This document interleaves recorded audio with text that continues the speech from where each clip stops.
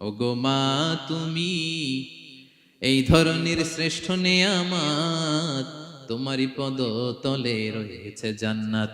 ওগো মা তুমি এই ধরনের শ্রেষ্ঠ নেয়ামত, তোমারই পদ তলে রয়েছে জান্নাত। ঠিক কিনা? দেখেন আল্লাহ মর্যাদা কোথায় বাড়ালো। আমাদের দুনিয়ার পুরুষ মানুষদের পায়ের নিচে থাকে জুতা, জুতার নিচে বালু, কার্পেট কিংবা ফ্লোর। আর আল্লাহ বলে দুনিয়ার এক একটা মায়ের পায়ের নিচে আমি জান্নাত দিয়ে রেখেছি। আসসালামু আলাইকুম ওয়া রাহমাতুল্লাহি তাআলা ওয়া বারাকাতুহু। ইন্নাল হামদালিল্লাহি নাহমাদুহু ওয়া নাস্তাঈনুহু ওয়া নাস্তাগফিরুহু ওয়া নু'মিনু বিহি ওয়া নাতাওয়াক্কালু আলাইহি ওয়া নাউযু বিল্লাহি মিন শুরুরি আনফুসিনা ومن سيئات أعمالنا من يهده الله فلا مضل له ومن يضلل فلا هادي له أي فلن تجد له وليا مرشدا ونشهد أن لا إله إلا الله وحده لا شريك له هو الذي لا ضد له ولا ند له لا مثل له ولا مثيل له لا وزير له ولا كفيل له لا شبه له ولا شبيه له لا ولد له ولا والد له وهو الواحد الفرد الصمد لم يلد ولم يولد ولم يكن له كفوا أحد ونشهد أن سيدنا ونبينا وحبيبنا وبشيرنا ونذيرنا وطبيبنا وطبيب قلوبنا وحبيبنا وحبيب ربنا محمدا عبد الله ورسوله أرسله بالحق بشيرا ونذيرا وداعيا إلى الله بإذنه وسراجا منيرا أما بعد فقد قال الله تعالى في كلامه المجيد وفي فرقانه الحميد أعوذ بالله من الشيطان الرجيم بسم الله الرحمن الرحيم ولقد آتينا لقمان الحكمة أن اشكر لله ومن يشكر فإنما يشكر لنفسه ومن كفر فإن الله غني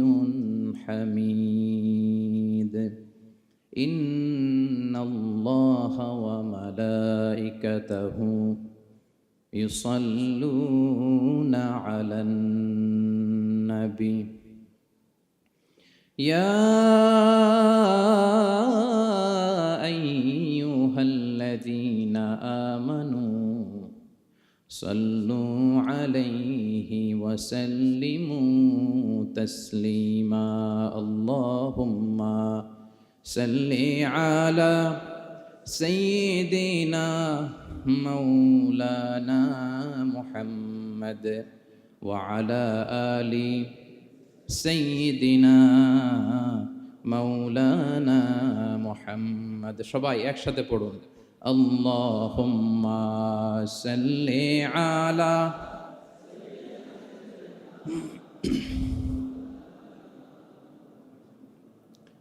وعلى آل سيدنا মৌলানা মুহাম্মদ মুনামার কাদেরে দিলামার কাদেরে যেতে সোনার মদিনায়। পড়েন সবাই। মোনামার কাদেরে দিলামার কাদেরে যেতে সোনার মদিনায়। ওই মদিনার পথের ধুলি, ওই মদিনার পথের ধুলি জুড়াই মনো বেদনা। আল্লাহুম্মা সাল্লি আলা সাইয়্যিদিনা মাওলানা মুহাম্মদ ওয়া আলা আলি সাইয়্যিদিনা মাওলানা মুহাম্মদ। কত ব্যথা কত জ্বালা সয়েছ যে তুমি, তোমারি খুনে লাল তায়েফের ভূমি। ফেরেশতা এসে চায় ধ্বংসের হুকুম, লোহু মাখা মুহাম্মদ প্রাণেতে হাসরাত। হে আল্লাহ দয়া করো এ তায়েফবাসী, ওরা চিনেনি তো আমি যে মুহাম্মদ, হৃদয়ে মুহাম্মদ। আল্লাহুম্মা সাল্লি আলা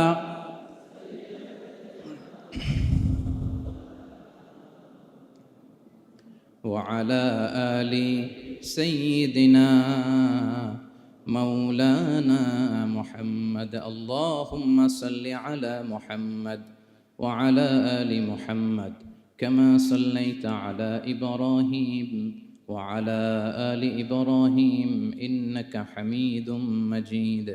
اللهم بارك على محمد وعلى آل محمد كما باركت على إبراهيم وعلى آل إبراهيم إنك حميد مجيد. সকল প্রশংসার মালিককে, সকল ক্ষমতার উৎসকে। কেউ যেটা পারে না পারে কে, কেউ যেটা দেখে না দেখে কে, কেউ যেটা শোনে না শোনে কে।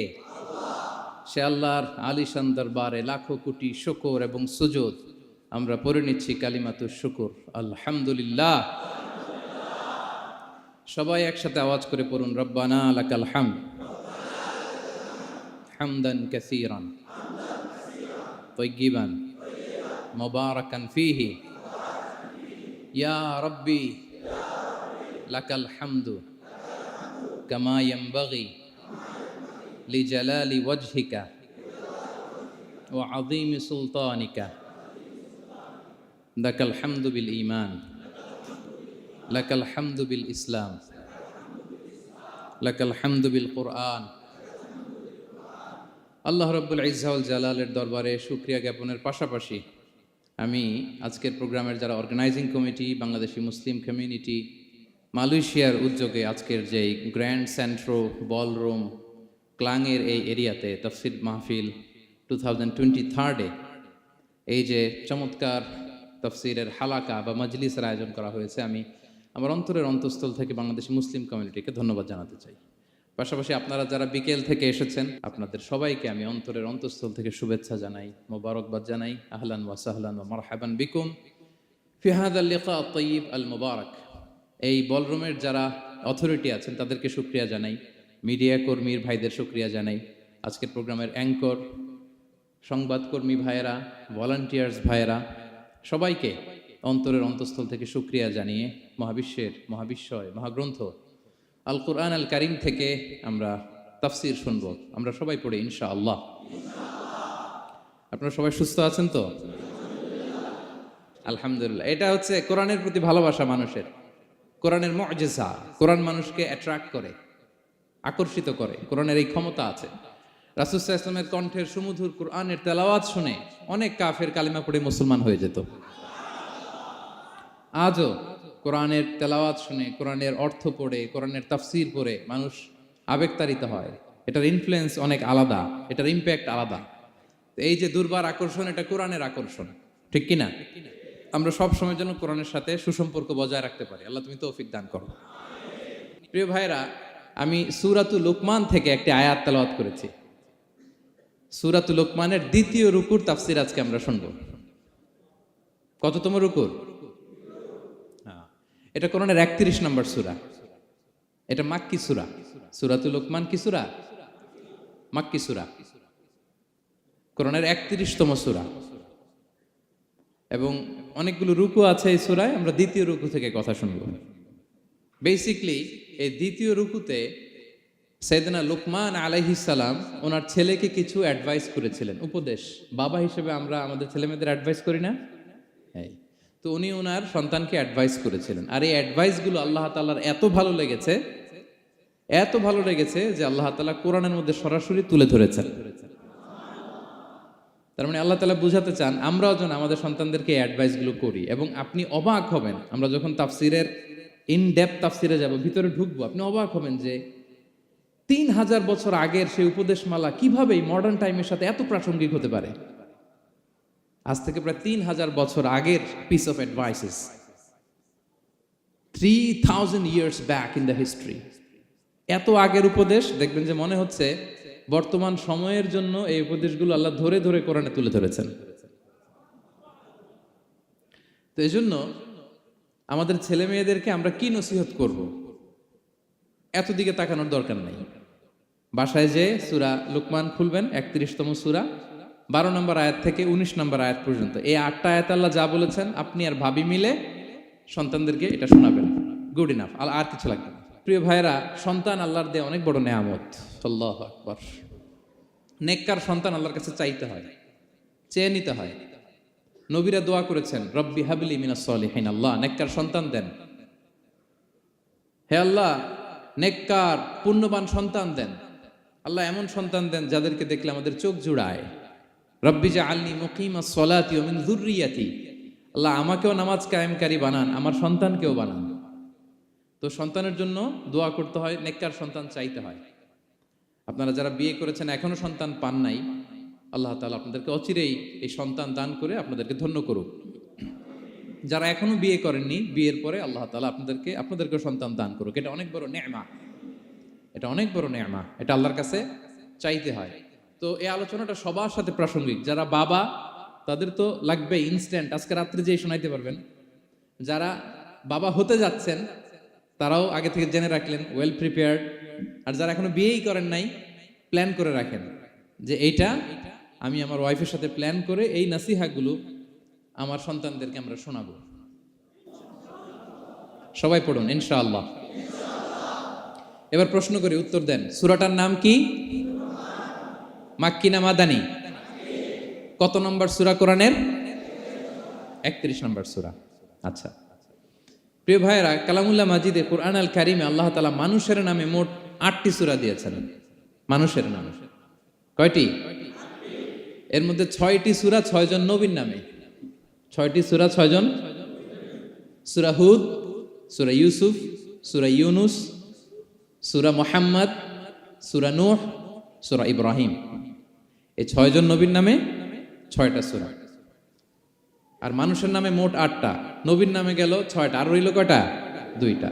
আল্লাহর প্রিয় ভাজন একজন বান্দা এবং একজন বান্দি নামে আল্লাহ আরো 2টা সূরা দিলেন। আল্লাহর প্রিয় বান্দি মারিয়াম আলাইহিস সালাম, ঈসা আলাইহিস সালামের মা, ওনার নামে একটা সূরা আছে না? কি নাম? সূরা মারিয়াম। আর আরেকটা হচ্ছে এই যে সূরা লুকমান, উনি কিন্তু নবী না। তাহলে আবার বলি, মানুষের নামে আল্লাহ তাআলা কোরআনে কয়টা সূরা দিয়েছেন? 8টি। এর মধ্যে 6টা দিয়েছেন 6 জন নবীর নামে, আর বাকি 2টা আল্লাহর 2জন প্রিয় বান্দাবান্দির নামে। একটা সূরা মারিয়াম আর একটা সূরাতু লুকমান। তো আমরা শুরুতেই জানবো যে এই লুকমান কে ছিলেন তিনি। লুকমান আলাইহিস সালাম আল্লাহর প্রিয় ভাজন একজন ব্যক্তি ছিলেন, খুব বিজ্ঞ একজন মানুষ ছিলেন, খুব জ্ঞানী প্রাজ্ঞ একজন ব্যক্তিত্ব ছিলেন। দেখতে উনি কালো ছিলেন, কুৎসিত। চামড়াটা কি ছিল? কালো, ব্ল্যাক। তার মানে ব্ল্যাক হইলেই কাউকে ছোট করা যাবে না। কাজী নজরুল বড় সুন্দর লিখেছেন, কালো আর ধলো বাহিরে কেবল, ভিতরে সবাই সমান রাঙ্গা, কেটে দিলে রক্তের রং। যে কালো রঙের তার রক্ত, যে ধবধবে সাদা তার রক্ত লাল।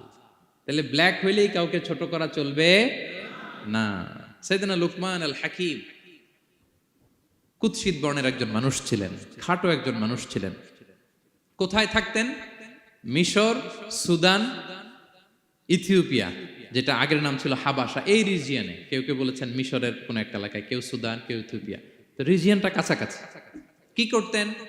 কোন কোন মুফাসসির বলেন তিনি দর্জি ছিলেন, দর্জি। কেউ কেউ বলেন তিনি ছিলেন কানা নাজ্জারান, নাজ্জার মানে কাঠমিস্ত্রি ছিলেন। আবার কোন কোন মুফাসসির বলেন তিনি ছিলেন রাইল গানাম, মেষ পালক। বেশিরভাগ তাফসিরে এসেছে তিনি মেষ পালক ছিলেন, ছাগল চড়াতেন, যেটা নবীদের পেশা ছিল, দায়িত্ব ছিল। ওনারা ছাগল চড়াতেন শুরুর দিকে। তো লোকমান হাকিম তিনিও ছাগল চড়াতেন এবং তিনি দাস ছিলেন, মুক্ত জীবন তার ছিল না। তিনি একজন মনিবের আন্ডারে তার ছাগলগুলো মরুভূমিতে যেয়ে কি করতেন? চড়াতেন। মজার ব্যাপার হচ্ছে, সারা দুপুর, সারা বিকেল, সারা দিন ছাগল চড়িয়ে আসার পরে লোকমান যখন বাসায় ফিরে আসতো, তখন এলাকার লোকজন সবাই লোকমানের কাছে জড়ো হতো, আর উনি তাদেরকে তার প্রজ্ঞা, তার বিজ্ঞচিত কথাগুলো শেয়ার করতেন, শোনাতেন, এগুলো বলতেন। তো এগুলো দেখে লোকমানের মালিক অবাক, কিরে আমার কাছে এলাকার কেউ আসে না, কিন্তু আমার দাস দেখতে কুৎসিত কালো, এই লোকমানের কাছে সবাই এসে ঘিরে থাকে, কি ওর কাছে কি পায়, কি আছে ওর কাছে? তো শ্রোতাদের কয়েকজনকে ডেকে বলল, ঘটনা কি? তোমরা সবাই লোকমান সন্ধ্যাবেলায় ফিরে আসলে তার পাশে জড়ো হও কেন, কি পাও? তো তারা বলল, আপনার দাস লোকমান, এটা সে সাধারণ কোনো মানুষ নয়, সে অসাধারণ মানুষ। সে এমন কথা বলে, এগুলো শুনলে জীবন পাল্টে যায়। সুবহানাল্লাহ বিহামদিহি। মালিক বলে, ঘটনা কি? আমি ওর মালিক, কই কোনোদিন তো এরকম ওর সাথে কোনো কনভারসেশনে যাই নাই, কথা হয় না, আমি তো শুনি নাই, দেখি আজকে চেক করে দেখি কি ওর এত বিজ্ঞতা, এত জ্ঞান, এত প্রাজ্ঞতা কিসের, দেখি। তো আজকে সন্ধ্যাবেলায় ফিরছে, উনি বলতেছে, ইয়া লোকমান ইযবাহ লানা শাতান, একটা ছাগল জবাই করো, ওয়া আখরিজ মিনহা আতিয়াবা মুদগাতাইন, এবার এই ছাগলের সবচেয়ে শ্রেষ্ঠ দুইটা অঙ্গ কেটে নিয়ে আসো, যাও। ফাআখরাজাল লিসান ওয়াল কলব, লোকমান যে ছাগল জবাই করে ছাগলের জিহ্বাটা আর কলব, হার্ট, এই দুইটা কেটে নিয়ে আসছে, বলতেছে এই দুইটা শ্রেষ্ঠ। বলছে আচ্ছা ঠিক আছে। মালিক আবার বলল, ওয়াযবাহ লানা শাতান উখরা ইয়া লোকমান, যাও আরেকটা জবাই করো। ওয়া আখরিজ মিনহা আখবাসা মুদগাতাইন, এবার সবচেয়ে নিকৃষ্ট দুইটা অঙ্গ ছাগলের কেটে নিয়ে আসো, যাও দেখি তো। ফাআখরাজাল লিসান ওয়াল কলব, সে আরেকটা ছাগল জবাই করে আবার জিহ্বা আর হার্ট, কলব কেটে নিয়ে আসছে, বলছে এই যে এটা সবচেয়ে নিকৃষ্ট। তো মালিক বলে, মা হাযা ইয়া লোকমান, মা লাকা ইয়া লোকমান, ঘটনা কি লোকমান? শ্রেষ্ঠ দুটো অঙ্গ কাটতে বললাম, জিহ্বার কলিজা হৃদয় কেটে নিয়ে আসলাম, বললাম সবচেয়ে নিকৃষ্ট দুটো অঙ্গ কাটো, আবার জিহ্বার এটা কেটে নিয়ে আসলাম। তো লোকমান বলতেছে, জিহ্বা আর হৃদয় যদি শ্রেষ্ঠ হয়, কলব যদি শ্রেষ্ঠ হয়, এর চেয়ে শ্রেষ্ঠ অঙ্গ আর হতে পারে না। আর জিহ্বা আর কলব যদি খারাপ হয়, মানুষের মুখ আর হৃদয় যদি খারাপ হয়, এর চেয়ে নিকৃষ্ট অঙ্গ আর হতে পারে না। সে তো অবাক, তাই তো? সে চিন্তা করে দেখে, তাই তো, এই মুখ দিয়ে মানুষ ভালো কথা বলে, সত্যের পায়গাম পৌঁছায়, মানুষের কল্যাণের জন্য ডাকে, জিকির করে, তাসবিহ পড়ে, কোরআন তেলাওয়াত করে, তখন তো এই জিহ্বা শ্রেষ্ঠ। আবার এই জিহ্বা দিয়ে যখন সে সমালোচনা করে, গীবত করে, শেখায়াত করে, অন্যকে গালি দেয়, কটু কথা বলে, তখন তো এই জিহ্বাটাই নিকৃষ্ট, ঠিক কিনা? আবার এই হৃদয় দিয়ে, এখানে সিনায় যখন আল্লাহর জিকির বসায়, এই হৃদয় দিয়ে মানুষের কল্যাণের কথা চিন্তা করে, সত্যের কথা চিন্তা করে, তখন তো এটা সবচেয়ে ভালো। আবার এই হৃদয়ে যদি অন্যের ব্যাপারে হিংসা পুষে রাখে, এই হৃদয়ে যদি সে নিজের ব্যাপারে হাই স্টিম, অহংকার পুষে রাখে, তাইলে হৃদয়ের চেয়ে খারাপ অঙ্গার হতে পারে। মালিক অবাক হয়ে গেল, বলতেছে, তাই তো লোকমান, আসলেই তুমি অনেক প্রাজ্ঞ, অনেক বিজ্ঞ, যাও, তোমাকে আমি আর এই বন্দিত্বের মধ্যে আটকে রাখতে চাই না, তোমাকে আমি এই ভালো কথাগুলো গণমানুষের কাছে পৌঁছে দেওয়ার জন্য আজ থেকে তোমাকে লোকমান আমি আজাদ করে দিলাম। মুক্ত জীবন পেয়ে মুক্ত বিহঙ্গের মতো তিনি উড়ে বেড়াতে লাগলেন, আর মানুষের কাছে তার এই প্রাজ্ঞ বিজ্ঞচিত কথাগুলো তিনি ছড়াতে লাগলেন। তো তিনি তার সন্তানকে ডেকে বলেছিলেন, কিছু উপদেশ দিয়েছিলেন ডেকে, যে বাবা এটা করো, এটা করো, এটা করো, এটা করো না। এই তার সন্তানকে এই উপদেশগুলো তিনি যে দিলেন আল্লাহ তাআলার কাছে এত ভালো লেগেছে, এতই চমৎকার এবং পারফেক্ট মনে হয়েছে, আল্লাহ তাআলা কিয়ামত পর্যন্ত গোটা বিশ্বের সব বাবারা মায়েরা যেন তাদের সন্তানদেরকে এই উপদেশ দিতে পারে, হুবহু লিটারালি ওই কথাগুলো আল্লাহ তাআলা কোরআনের মধ্যে তুলে দিয়েছেন। আজকের সূরা লোকমানের দ্বিতীয় রুকুতে মূলত এই তাফসীরটাই আপনাদেরকে শোনাবো। তো কোন প্লট, কোন স্লট আজকে আলোচনা হবে সবার কাছে ক্লিয়ার? হ্যাঁ, আগ্রহ জাগছে, জানার ব্যাপারে আগ্রহ জাগছে? আচ্ছা, আসুন আমরা মহাবিশ্বের মহাগ্রন্থ আল কোরআন আল কারীম থেকে সরাসরি আলোচনা শুরু করি। আমরা আউযু বিল্লাহ দিয়ে শুরু করি, সবাই পড়ুন আউযু বিল্লাহি মিনাশ শাইতানির রাজীম। বিসমিল্লাহির রহমানির রহিম। ولقد آتينا لقمان الحكمة أن اشكر لله ومن يشكر فإنما يشكر لنفسه ومن كفر فإن الله غني حميد سبحان الله পড়েন। আল্লাহ তাআলা বলছেন ওয়ালাকাদ আতাইনা লুকমানাল হিকমা, আমি লোকমানকে হিকমত দিয়েছি, প্রজ্ঞা দিয়েছি, আর বলেছি আনিশকুর লিল্লাহ, লোকমান আল্লাহ শুকরিয়া করো। ওমাই ইয়াশকুর ফাইন্নামা ইয়াশকুরু লিনাফসি, যে আল্লাহ শুকরিয়া করে সে তার নিজের জন্যই করে, এটা নিজের জন্যই ভালো। ওমান কাফারা ফাইন্নাল্লাহা গানিয়ুন হামিদ, আর যে শুকরিয়া করে না, নাশুকরি করে, অকৃতজ্ঞ হয়, তাহলে জেনে রেখো আল্লাহ তাআলা তিনি গানি, অমুখাপেক্ষী, তিনি হামিদ, সদা প্রশংসিত। সুবহানাল্লাহ পড়েন। তাহলে আল্লাহ তাআলা বললেন আমি লোকমানকে প্রজ্ঞা দিয়েছি, হিকমত দিয়েছি। হিকমত, হিকমত শব্দের সাথে আপনারা পরিচিত আছেন না? আমি লোকমানকে হিকমত দিয়েছি, এটা অনেক দামি জিনিস, সবার থাকে না। হিকমত জিনিসটা কি? না, জ্ঞান হচ্ছে নলেজ, আর হিকমা হচ্ছে বাংলায় বলে প্রজ্ঞা, হ্যাঁ, ইংরেজিতে বলে উইজডম। দেখি কেউ বলতে পারে কিনা, একজন আমাকে শোনান দেখি হিকমতটা কি, দেখি কেউ কিছু বলতে পারেন কিনা। হিকমত মানে ক্ষমতা, একজন বলছে। আচ্ছা, আর অলৌকিক সামথিং, আর শক্তি, আর হ্যাঁ এদিক থেকে যোগ্যতা, আর জ্ঞান। ঠিক আছে, আমার ভাইরা চেষ্টা করছে, আলহামদুলিল্লাহ। আচ্ছা, হিকমত আর ইলমের মধ্যে পার্থক্য আছে। হিকমা is something more than knowledge. আজকে শিখে যান, ইলম মানে যেটা জ্ঞান বা নলেজ, নলেজের সাথে যখন কমন সেন্স যুক্ত হয় তখন ওটা হিকমা হয়ে যায়। সুবহানাল্লাহ কইতে পারলেন না?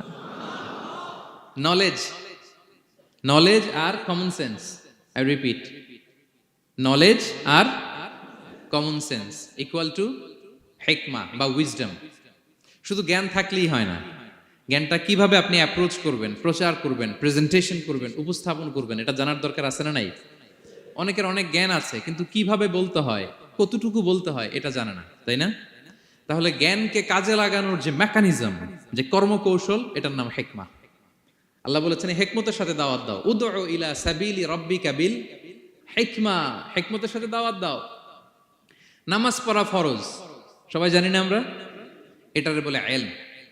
কিন্তু নামাজটা কিভাবে পড়তে হয়, রুকু কেমনে দিতে হয়, সেজদা কেমনে করতে হয়, সালাম ফিরে কিভাবে এটা এক্সিট করতে হয়, এই পুরো মেকানিজমটা জানার নাম হিকমা। তাহলে knowledge plus common sense equal to হিকমা। জ্ঞান আর কমন সেন্স একসাথে যদি হয় এটা উইজডম বা প্রজ্ঞা হিসেবে রিফ্লেক্ট করে। বুঝতে পারছেন? আল্লাহ বললেন আমি লোকমানকে প্রজ্ঞা দিয়েছি। হ্যাঁ, ওমাই ইউতাল হিকমাতা ফাকাদ উতিয়া খায়রান কাসীরা, আর যাকে আমি প্রজ্ঞা দিয়েছি তাকে আমি অনেক কিছু দিয়েছি। সুবহানাল্লাহ পড়ে। আল্লাহ তাআলা যেন আমাদেরকে প্রজ্ঞা দিয়ে ধন্য করে, আমরাও যেন হিকমতের অধিকারী হতে পারি। আল্লাহ তুমি তৌফিক দান করো। তাই জন্য আল্লাহ বললেন ওয়ালাকাদ আতাইনা লুকমানাল হিকমাতা আনিশকুর লিল্লাহ ওয়া মান ইয়াশকুর ফাইন্নামা ইয়াশকুরু লিনাফসি। আমি লোকমানকে হিকমা দিয়েছি মানে প্রজ্ঞা দিয়েছি, আর বলেছি আমি আল্লাহর শুকরিয়া করো। যে শুকরিয়া করে সে তার নিজের জন্যই করে, যে কুফরি করে, অকৃতজ্ঞ হয়, জেনে রেখো আমি আল্লাহ গানিয়ুন হামিদ, আমি গানি, অমুখাপেক্ষী, হামিদ, সপ্রশংসিত। আল্লাহ লোকমানকে বললেন আনিশকুর লিল্লাহ, আল্লাহর জন্য শুকরিয়া করো। শুকরিয়া যে করে সে তার নিজের জন্যই করে, এখানে আল্লাহর কিছু হয় না। নাকি আমরা শুকরিয়া করলে আল্লাহর ক্ষমতা 1 ইঞ্চি বেড়ে যায়? আমরা গোটা বিশ্বের সবাই সিজদায় পড়ে থাকলে আল্লাহর ক্ষমতা একটু বেড়ে যাবে না? পারবে? আর আমরা সবাই যদি সবচাইতে পাপী হয়ে যাই, আল্লাহর ক্ষমতা কমে যাবে না?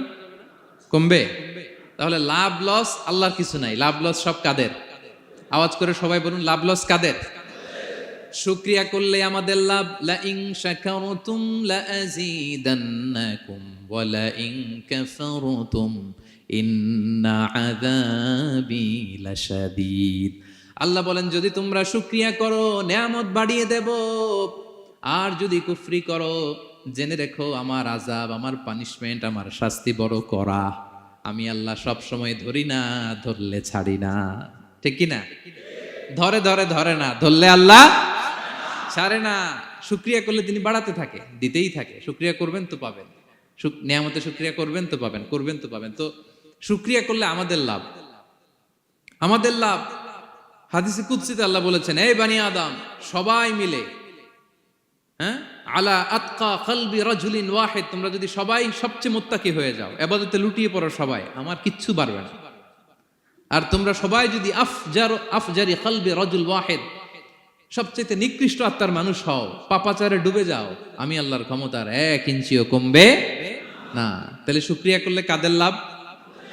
সেটাই আল্লাহ বললেন, শুকরিয়া করলে তোমাদের লাভ। ওমান কাফারা ফা ইন্নাল্লাহা গানিয়্যুন হামিদ। তিনি অমুখাপেক্ষী, অমুখাপেক্ষী, তিনি কারো কাছে ঠেকা না, কিন্তু আমরা তার কাছে ঠেকা। ঠিক কিনা? আমরা বিপদে পড়লে কার কাছে চাই? আল্লাহ কারো কাছে চায়? আমাদের ফরিয়াদ আমরা কার কাছে জানাই? আল্লাহর কি কারো কাছে ফরিয়াদ জানানো লাগে? তিনি গানিয়্যুন হামিদ, অমুখাপেক্ষী, কারো প্রতি তিনি মুখাপেক্ষী নয়।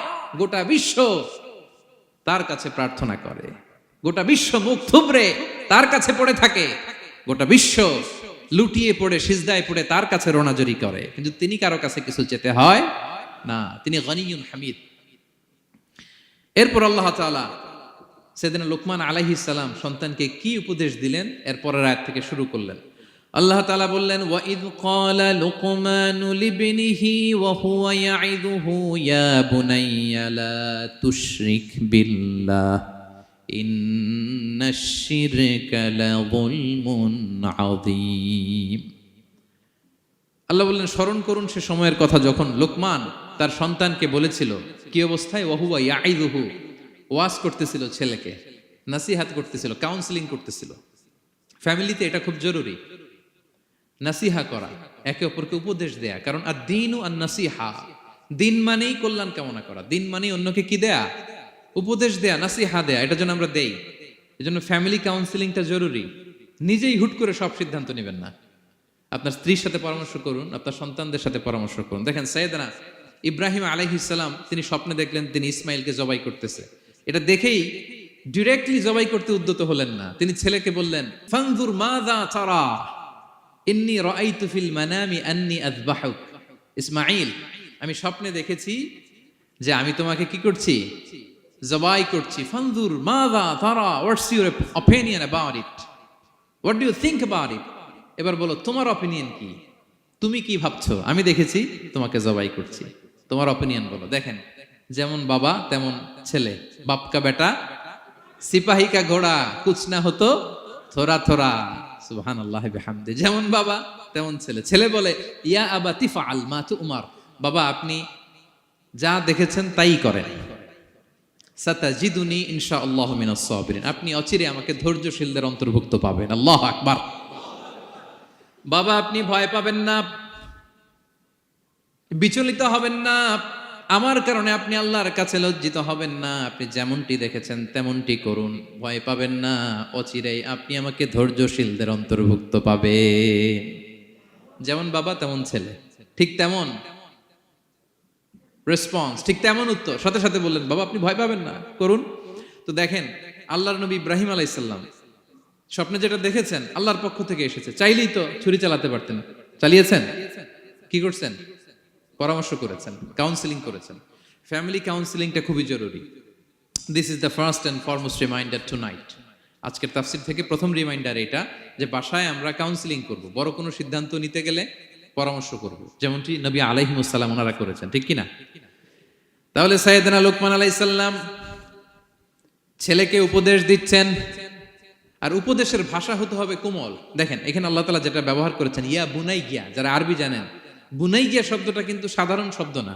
হ্যাঁ, ইবনুন থেকে বুনাই মানে খুব আদর করে ছোট্ট বাচ্চাকে আমরা যেটা ডাকি, ও আমার কলিজার টুকরা সন্তান, ও আমার সোনামণি, হ্যাঁ, ও আমার ছোট্ট মণি, ও আমার বাজান, হ্যাঁ, ও আমার আব্বু। আর কি বলেন ছেলে মেয়েদেরকে আপনি? সায়া। কি এটার মানে কি? হ্যাঁ, ইংরেজিতে বললে ডার্লিং। আর ঠিক আছে, ডার্লিং কিন্তু সবাইরে বলা যায়। মানে যাকে আপনি লাভ করেন, ভালোবাসেন, আপনার ছেলেকে ডার্লিং বলতে পারেন, মেয়েকে বলতে পারেন, আপনার ওয়াইফকে বলতে পারেন, অন্য আবার অন্যান্য নারীদেরকে বলা যাবে না, স্ত্রী পর্যন্ত, হ্যাঁ, কাছের যারা এদেরকে। তো মালয়েশিয়ান ভাষা তো আমি জানি না, মালয়েশিয়াতে যেটা বলে ওইটা দিয়ে ডাকবেন, খুব সোহাগ দিয়ে, আদর দিয়ে। কারণ নাসিহাতের ভাষা খুব কোমল হতে হয়। যে নাসিহাত হৃদয় নিংড়ানো মমতা দিয়ে বেরোয়, ওই নাসিহাত অন্যের হৃদয়ে যে টাচ করে। কথা বুঝতে পেরেছেন? যেটা হৃদয় নিংড়ানো ভালোবাসা থেকে বেরোয় নাসিহাত, সেটা আপনার ছেলের হৃদয়ে যে টাচ করবে, ক্লিক করবে। আর যদি রেগে মেগে আগুন হয়ে ওরে ধরেন, নামাজ পড়লি না কেন, এটা করলি কেন, এমনটা হইলো কেন, ও শুনবে? শুনবে না, বিগড়ে যাবে। দেখেন সাইয়েদনা মূসা আলাইহিস সালাম এবং সাইয়েদনা হারুন আলাইহিস সালাম দুজন মিলে যখন ফেরাউনকে দাওয়াত দিতে যাবেন, আল্লাহ বললেন, মূসা তোমার মেজাজ কিন্তু গরম, এই গরম মেজাজ নিয়ে ফেরাউনের দাওয়াত দিলে হবে না। রব্বুল আলামিন বললেন, মূসা তোমার মেজাজ বড্ড গরম, কিন্তু তোমার জিহ্বাটা দিয়েছি আমি নরম। এই নরম জিহ্বা দিয়ে ফেরাউনের দরবারে যে যখন দাঁড়াবা, ফাকুলা লাহু কাওলান লাইয়িনান লাআল্লাহু ইয়াতাযাক্কারু আও ইয়াখশা। সুবহানাল্লাহ পড়েন। ফাকুলা লাহু কাওলান লাইয়িনা, সফট ল্যাঙ্গুয়েজ ইউজ করবা, কোমল ভাষায় দাওয়াত দিবা, নরম ভাষায় সফট করে, কোমল করে, ভদ্র করে ফেরাউনের কাছে প্রেজেন্টেশন দিবা। হতে পারে তোমার এই সুন্দর প্রেজেন্টেশনের কারণে ফেরাউন দাওয়াত কবুল করে নিতে পারে। দেখেন আমাদের যে অ্যাপ্রোচে ভুল অনেক দায়ীদের। ফেরাউনের মতো কুখ্যাত সন্ত্রাসী এই পৃথিবী আর দেখবে? কথা বলেন না কেন? ফেরাউনের চাইতে বড় গডফাদার, ফেরাউনের চাইতে বড় সন্ত্রাস ডাকাত এই পৃথিবীতে আর দ্বিতীয়টা কেউ এসেছে? তো এই ফেরাউনকে দাওয়াত দেওয়ার জন্য আল্লাহ মুসাকে বললেন, মুসা সফটলি বইল, কোমল ভাষায় বইল, একটু মোলায়েম সুরে বইল, যাতে ওর হৃদয়ে টাচ করে। আর আমরা যাদেরকে খারাপ মনে করি, যাদেরকে আমরা পাপী মনে করি, তারা কি ফেরাউনের চেয়েও খারাপ? হ্যাঁ, তো তাদের কাছে আমরা যখন বার্তা পৌঁছাই, আমরা তো অ্যাগ্রেসিভ হই কেন? আমরা তো অ্যাটাকিং হই কেন? আমরা হিট করে করে কথা বলি কেন? না, দিস ইজ নট দ্য দাওয়া অ্যাপ্রোচ। এইভাবে দাওয়াত দিলে সেই দাওয়াত কোনো ফল বয়ে আনবে না। তো দেখেন আল্লাহ বললেন, ওয়াইদ ক্বালা লুকমানু লিবনিহি ওয়া হুয়া ইয়াইদুহু, স্মরণ করুন সে সময়ের কথা যখন লোকমান তার ছেলেকে বলেছিল, ওয়াজ করে, উপদেশ দিয়ে, নাসিহা করে, ইয়া বুনাইয়া, ও আমার কলিজার টুকরা সন্তান, ও আমার সোনামণি। যত কোমল ভাষায় আপনার ছেলেকে ডাকতে পারেন, এরকম আদর দিয়ে, সোহাগ দিয়ে, হ্যাঁ, মায়া মমতা মাখা মোলায়েম কণ্ঠে ওকে ডাকবেন। ডেকে কি উপদেশ দিলেন দেখেন। সাইয়েদনা লোকমান প্রথম উপদেশ দিলেন, ইয়া বুনাইয়া, ও আমার সন্তান, লা তুশরিক বিল্লাহ, ও আমার কলিজার টুকরা বাবা, আল্লাহর সাথে তুমি শিরক করো না। প্রথম উপদেশ, খবরদার আমার কলিজার টুকরা সন্তান, আল্লাহর সাথে শরীক করতে যেও না, আল্লাহর সমকক্ষ কাউকে মনে করো না। আল্লাহকে যেমনি বড় মনে করো, আল্লাহকে যেমনি রিজিক দাতা মনে করো, আল্লাহকে যেমনি পালন কর্তা মনে করো, গোটা বিশ্বের কোন সৃষ্টিকে এমন মনে করো না। লা তুশরিক বিল্লাহ, শিরক করো না। প্রথম অ্যাডভাইস দেখেন, প্রথম অ্যাডভাইসটা অনেক গুরুত্বপূর্ণ। সবচেয়ে জরুরিটা আগে বলতে হয়। কি বলেন? আগে বলতেছে লা তুশরিক বিল্লাহ, ও আমার সন্তান, আল্লাহর সাথে শরীক করো না, কারণ ইন্না শিরকা লা যুলমুন আযীম, আল্লাহর সাথে শিরক বড় পাপ, এটা হচ্ছে যুলমুন আযীম, অনেক বড় জুলুম, এটা মহাপাপ, এটা অনেক বড় জুলুম। শিরকের চাইতে বড় জুলুম আর হতে পারে? শিরকের চাইতে বড় জুলুম আর হতে পারে? কারণ এই জুলুম আপনি সৃষ্টি হয়ে করতেছেন কার প্রতি? বুঝে থাকলে উত্তর দেন। এই জুলুম আপনি সৃষ্টি হয়ে কার প্রতি করতেছেন? আল্লাহর প্রতি। জুলুম কারে বলে দেখি, কে বলতে পারে? অত্যাচার। আর মানুষের হক নষ্ট করা, মাশাআল্লাহ, অনেক চমৎকার, এটা জুলুম। তার মানে অধিকার নষ্ট করা, কি বলেন, অধিকার হরণ করা, এটা হচ্ছে জুলুম। ইনসাফ বিরোধী কাজ করা, এটা জুলুম। এই যে আল্লাহ তাআলা আমাদের সৃষ্টি করলেন, অস্তিত্বহীনতা থেকে তিনি আমাদের অস্তিত্ব দিলেন, আমাদেরকে রিজিক দিলেন, নেয়ামত দিয়ে আমাদেরকে ধন্য করলেন। তো আল্লাহ তাআলার অধিকার ছিল না যে তাকেই আমি সেজদা দিব? এটা তার অধিকার। এটা কার রাইট? আমরা হিউম্যান রাইটস নিয়ে কথা বলি, অ্যানিমাল রাইটস নিয়ে কথা বলি, উইমেন রাইটস নিয়ে কথা বলি। ইবাদতের অধিকারী তিনি, এটা তার অধিকার। তার জন্য আমরা সিজদায় লুটিয়ে পড়বো। তো এই সিজদা আপনি ওদিকে না দিয়ে যদি মাজারে দেন, আল্লাহর অধিকার নষ্ট করছেন না? কথা বলেন, এটা ইনসাফ হইছে? যিনি রিজিক দিল, যিনি সৃষ্টি করলো, যিনি নিয়ামত দিল, তার ইবাদত না করে আপনার মতো আরেকটা সৃষ্টির সামনে আপনি এরকম নমস্ত নমস্ত গান, এটা তার অধিকার হরণ হয়েছে না? এটা ইনসাফ বিরোধী হয়েছে না? এজন্য আল্লাহ বলেছেন ইন্না শিরকালা যুলমুন আযীম। শিরকে সবচেয়ে বড় জুলুম বলার কারণ কি? কারণ আপনি সৃষ্টি হয়ে স্রষ্টার উপর জুলুম করেছেন। এর চেয়ে বড় জুলুম আর হতে পারে? এজন্য সাইয়েদনা লুকমান আলাইহিস সালাম বললেন, ইয়া বুনাইয়া লা তুশরিক বিল্লাহ, ও আমার কলিজার টুকরা সন্তান, খবরদার খবরদার, কশিন কালে আল্লাহর সাথে শিরক করবে না। কারণ শিরক হলো সবচাইতে বড় জুলুম, সবচেয়ে বড় পাপ, সব পাপের বাপ, এর নাম হচ্ছে শিরক। এর চেয়ে বড় পাপ হতে পারে? পাপের জগতে যদি র্যাঙ্কিং করেন, নাম্বার 1 সবাই সবাই নাম্বার 1। আল্লাহ সব মাফ করে দেয়, সব গুনাহ তিনি ক্ষমা করে দেয়, সব পাপকে তিনি চাইলেই মোচন করে দিতে পারেন, শুধুমাত্র কেবলমাত্র শিরকের গুনাহ ছাড়া। ঠিক কিনা? ইন্নাল্লাহা লা ইয়াগফিরু আন ইউশরাকা বিহি ওয়া ইয়াগফিরু মা দুনা যালিকা লিমান ইয়াশা। আল্লাহ তাআলা চাইলে সব গুনাহ তোমার ক্ষমা করে দিতে পারেন, কেবলমাত্র শিরকের গুনাহ ছাড়া। এটা ক্ষমা করে না, কারণ এইটা আল্লাহকে অপমান করার শামিল। ঠিক কিনা? আল্লাহর উদাহরণ বাদ দেই, আপনার বস যে আপনাকে খুব ভালোবাসে, যে আপনাকে স্যালারির বাইরেও আরো অনেক কন্ট্রিবিউশন করে, টাকা দেয়, আদর করে, এই সুবিধা দেয়, ওই সুবিধা দেয়, আপনি উনারে শ্রদ্ধা না দেখাইয়া এই শ্রদ্ধা আপনি অন্যদের দেখান, কিন্তু উনারে শ্রদ্ধা করেন না, উনি এটা মেনে নিবে? কথা বলেন। যে আল্লাহ আপনার জীবন দিলেন, রিজিক দিলেন, সব দিলেন, গোটা জগৎটাই তো তার, সব দেওয়ার পরেও সিজদা যে আপনি কোথায় দেন? হ্যাঁ, মাজারে, দরগায়, বাবার কাছে। এরকম আছে না নাই? হ্যাঁ, আমাদের এখানে কেউ নাই। হ্যাঁ, দেশে গেলে এরকম মাজারে যে মানত টানত করেন নাকি? হ্যাঁ, মানত করেন? মাজারে সেজদা দেওয়া যাবে? চাইতে হবে একটা সত্তার কাছে। চিল্লায় বলুন তো, তিনি কে? এজন্য বিশ্বনবী বললেন, ইযা সাআলতা ফাসআলিল্লাহ, চাইলে আল্লাহর কাছে চাও। ওয়া ইযা ইসতাআনতা ফাসতাইন বিল্লাহ, সাহায্য যদি চেতে হয় একজনের কাছে চাইবা। চিল্লায় বলেন, তিনি কে? নাকি বাবার কাছে? হ্যাঁ, দয়াল বাবা রে দয়া করো আমারে। আপনার বাবার যখন ডায়রিয়া হয়, উনি চায় কার কাছে? আপনার বাবা যখন বিপদে পড়ে, কাঁদে কার কাছে? এই জন্য আমরা চাবো কার কাছে?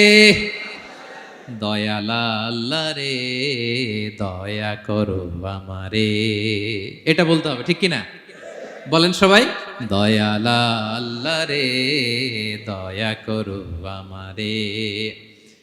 এজন্য এই জিনিসটা সাইয়েদনা লুকমান আলাইহিস সালাম প্রথমে ফোকাস করলেন, বললেন লা তুশরিক বিল্লাহ, ও আমার কলিজার টুকরা সন্তান, আল্লাহর সাথে শিরক করো না, খবরদার, আল্লাহর সাথে কাউকে সমকক্ষ মনে করবা না। কারণ ইন্না শিরকা লা যুলমুন আযীম, শিরিক হলো সবচাইতে বড় পাপ, মহা জুলুম। এই জুলুম আল্লাহর প্রতি করা হয়। তাহলে প্রথম উপদেশটা বুঝতে পারছেন আমার প্রিয় ভাইরা? আল্লাহর সাথে শিরক করা চলবে। চাইবো কার কাছে? সন্তান হয় না, কই চাবেন? নাকি মাজারে? মাজারে চাওয়া যাবে? বাবার কাছে চাওয়া যাবে? ছেলে সন্তান দেয় কে? মেয়ে দেয় কে? ছেলে মেয়ে দুটোই দেয় কে? ছেলেও দেয় না, আবার মেয়েও দেয় না। চিৎকার করে বলেন তো, তিনি কে? আমরা তার কাছে চাইব। সব পরিস্থিতিতে আমরা একজনের কাছে চাইব। তিনি কে? আবার রব্বুল আলামিন বিশ্বনবীকে জানিয়ে দিলেন, ও নবী শোনো শোনো, তোমার আগে সব নবীকে আমি জানিয়ে দিয়েছি, লা ইন আশরাকতা লা ইয়াহবাতান্না আমালুকা ওয়া লা তাকুনান্না মিনাল খাসিরিন। তুমি যদি আল্লাহর সাথে কাউকে শিরক করে ফেলো, তোমার সব আমলগুলো বাতিল হয়ে যাবে, কিয়ামতের ময়দানে তুমি হবা খাসিরিন, ক্ষতিগ্রস্ত, কিছুই থাকবে না। কিয়ামতের ময়দানে তুমি হবা হাই হাই কোম্পানির ম্যানেজার। যদি শিরক করো তোমার আমল বাতিল, খবরদার, কিয়ামতের দিন তুমি হাই হাই করবে, অভাগা দুর্ভাগা হয়ে উঠবে। এজন্য শিরককেও আমরা না বলে দিব। শিরকের সাথে আমাদের কোনো সম্পর্ক আছে? জোরে বলেন।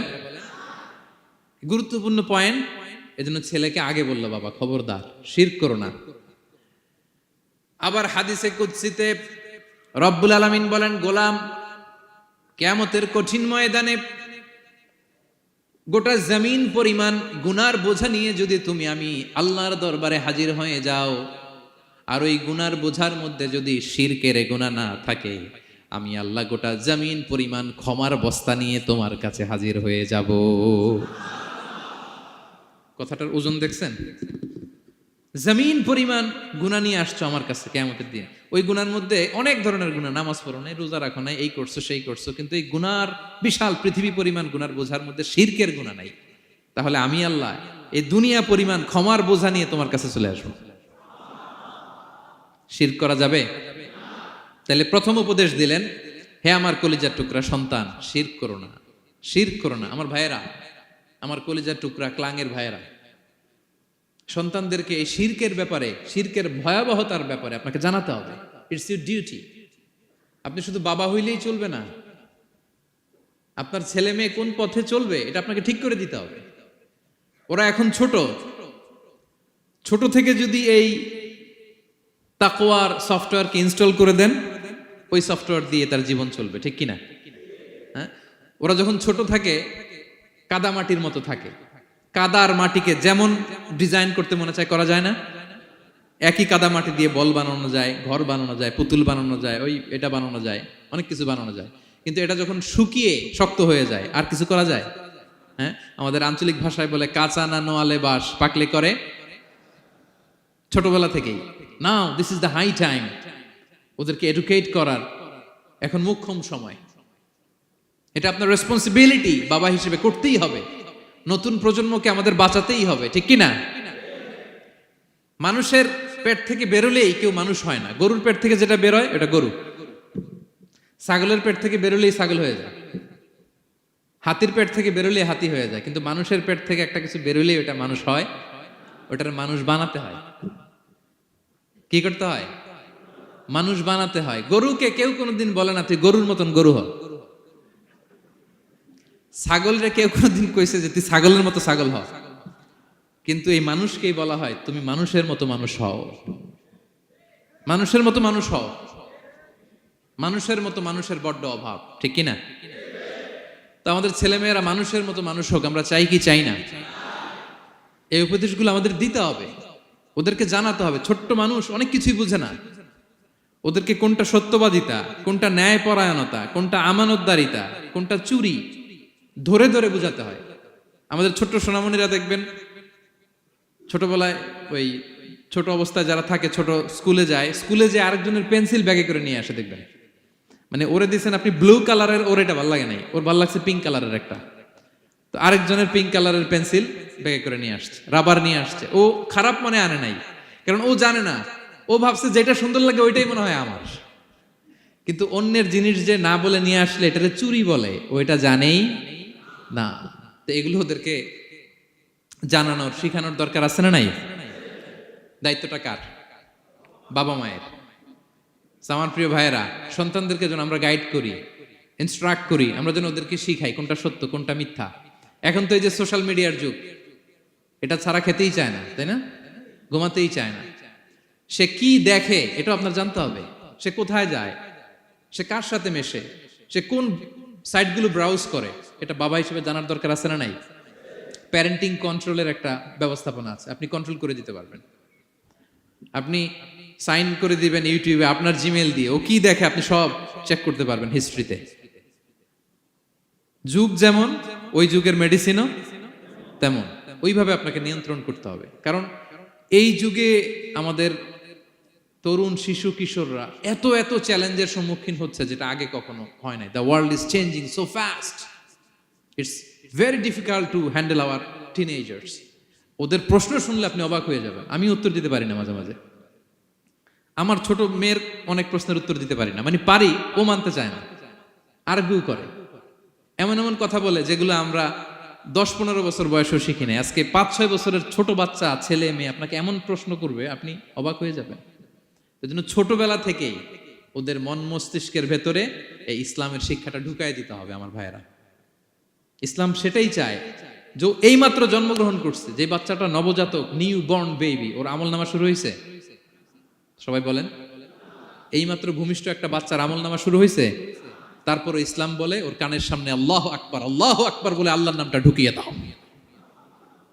এখনো আমল নামা শুরু হয় নাই, এখনো ভালো খারাপের কিছুই হয় নাই, তারপরও আল্লাহ বলে দুনিয়াতে আসার সাথে সাথে আজান দিয়ে ইসলামের কথাটা কানের ভেতরে ঢুকায়া দাও। আমাদের দায়িত্ব হচ্ছে ওদেরকে এডুকেট করা। 1 নাম্বার উপদেশ তিনি দিলেন, লা তুশরিক বিল্লাহ, শিরক করো না, শিরক মহাপাপ। এই পয়েন্টটা বুঝতে পারছেন সবাই? উনি বেসিক্যালি ওনার সন্তানকে 9টা উপদেশ দিয়েছিলেন। কয়টা? সবাই বলুন, 9টা। এরপর আল্লাহ তাআলা আরেকটা এক্সট্রা উপদেশ দিয়ে দিয়েছেন, 9 আর 1 মিলে তিলকা আশারাতুন কামিলা, একেবারে ফাইনাল, 10টা হয়ে গেছে, পরিপূর্ণ। তো শিরকের ব্যাপারে সতর্ক করার সাথে সাথে আল্লাহ তাআলা নিজ থেকে একটা উপদেশ দিলেন। আল্লাহ তাআলা কি বললেন? রব্বুল আলামিন বললেন, ওয়াসাইনাল ইনসানা বিওয়ালিদাইহি হামালাতহু উম্মুহু ওয়াহানান আলা ওয়াহান ওয়া ফিসালুহু ফি আমাইনি আনিশকুর লি ওয়া লিওয়ালিদাইকা ইলাইয়াল মাসির। সুবহানাল্লাহ পড়ে। আল্লাহ বললেন, ওয়াসাইনাল ইনসানা বিওয়ালিদাইহি, শিরকের কথা যখন লোকমান সন্তানকে জানালো, এবার আমি আল্লাহ পৃথিবীর মানুষগুলোরে জানিয়ে দিলাম, খবরদার খবরদার, মা বাবার সাথে কখনো খারাপ আচরণ করো না। ওয়াসাইনাল ইনসান, মানুষকে আমি ওসিয়ত করলাম, রেকমেন্ড করলাম, ভার্ডিক্ট জারি করে দিলাম, বিওয়ালিদাই, মা বাবার ব্যাপারে তাদের সাথে সদাচরণ করবে। মা বাবার সাথে খারাপ আচরণ করা যাবে। জান্নাতে একটা দরজা আছে, নাম আল আব, বাবা, আর একটা আল মা। যারা বাবা মার সাথে ভালো আচরণ করছে তারা ওইটা দিয়ে ঢুকবে। সুবহানাল্লাহ পড়ে।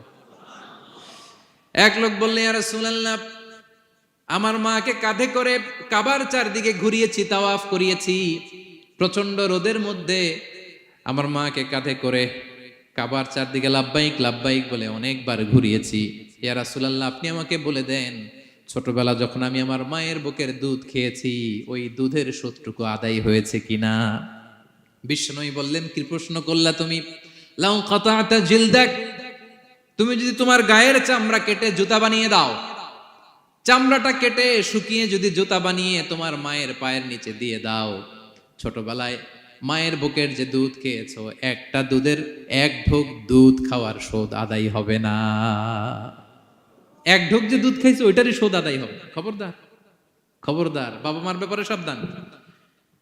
বিশেষ করে মায়ের সাথে, দুজনের কথাই আল্লাহ প্রথমে বললেন, এরপরে বললেন বিশেষ করে মায়ের সাথে, কারণ হামালাতহু উম্মুহু, বাবা তোমারে পেটে ধরে নাই, পেটে ধরেছে কে? ওয়াহানান আলা ওয়াহান, 10 মাস 10 দিন বোঝার পরের বোঝা, যন্ত্রণার পরে যন্ত্রণা বাবা সহ্য করে নাই, করেছে কে? এত বড় একটা পেট হয়ে গেছিল, জানেন তো? হ্যাঁ, আল্লাহ।